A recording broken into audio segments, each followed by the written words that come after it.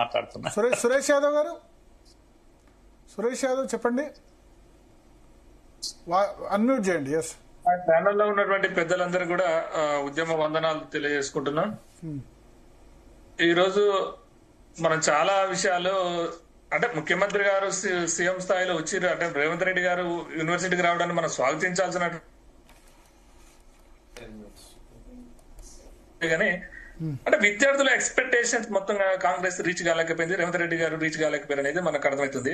ఆ మొత్తానికి మొత్తం స్వర డబ్బా పరడబ్బా పరస్పర డబ్బా అన్నట్టు ఆ ఆడిటోరియం లో చూస్తే పాప దయాకర్ అన్న లాంటి కాంగ్రెస్ ప్యానెల్ ఉన్నట్టు మాకు కనబడుతుంది. ఆ లైవ్ లలో చూస్తున్నా కూడా అక్కడ ఉన్నదే నిజమైన నిరుద్యోగుల్ని నిజమైన విద్యార్థులతో కలిసి ముఖ్యమంత్రి గారు అదే విధంగా హాస్టల్ అన్నింటినీ కూడా విజిట్ చేస్తే బాగుండేది. సరే ఆయన వచ్చిండు మాకేదో ఇచ్చిపోతాడు, సరే నిరసన తెలియజేసినా కూడా ఏదైనా ఇచ్చిపోతాడు అని చెప్పేసి మనం ఎక్స్పెక్టేషన్ చేసుకున్నాం, కానీ ఏమి ఇవ్వలేదు. ఇవ్వకపోగా అదే సభలో అక్కడ పదే పదే పదే పదే అబద్ధాలు పాడిందే పాట పాస్పల్ల పాట అన్నట్టు పదే పదే పదే అబద్ధాలు చేయడం జరిగింది.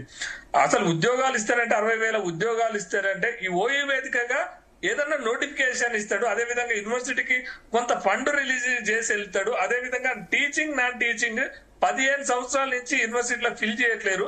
అంటే దాదాపుగా 85% ఖాళీలే ఉన్నాయి.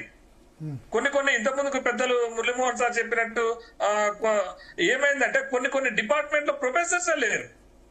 అంటే మాధ్యమిక విద్య కంటే హీనంగా ప్రాథమిక విద్య కంటే హీనంగా యూనివర్సిటీల పరిస్థితి ఉన్నది. కాబట్టి కొంత ఏమైనా చక్కదిద్దే ప్రయత్నం ఈ ముఖ్యమంత్రి గారు చేస్తారేమో అని చెప్పేసి, కాంగ్రెస్ గవర్నమెంట్ చేస్తుందేమో చెప్పేసి విద్యార్థులు నిరుద్యోగులు ఎక్స్పెక్టేషన్ పెట్టుకురు.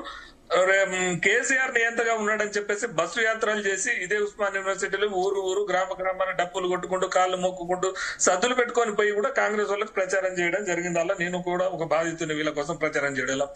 సరే ఫైనల్ గా మనం ఏం ఎక్స్పెక్ట్ చేసినాం, ముఖ్యమంత్రి గారిని అడ్డుకుంటాం చేస్తాం ఏదో చేస్తారని చెప్పేసి ఎవరైనా నిరసన వ్యక్తం చేసే ప్రయత్నం చేస్తారు.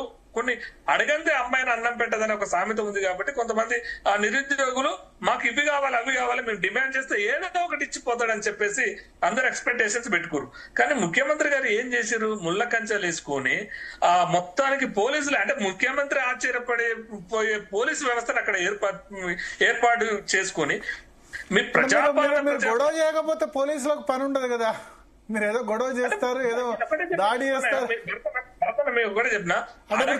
ఇది గొడవ అన్నది కేసీఆర్ ఉన్నప్పుడు చేశారు, ఆయన ఈగో హర్ట్ అయింది మీకు తెలుసు కదా. కేసీఆర్ ఈగో హర్ట్ అయితే ఎట్లా చేస్తాడో తెలుసు, అప్పుడు ఈగో హర్ట్ అయ్యే విధంగా చేశారు. రాష్ట్రపతి వచ్చినప్పుడు రాష్ట్రపతి ప్రణబ్ ముఖర్జీ వచ్చినప్పుడు 20 నెలలు దాటింది.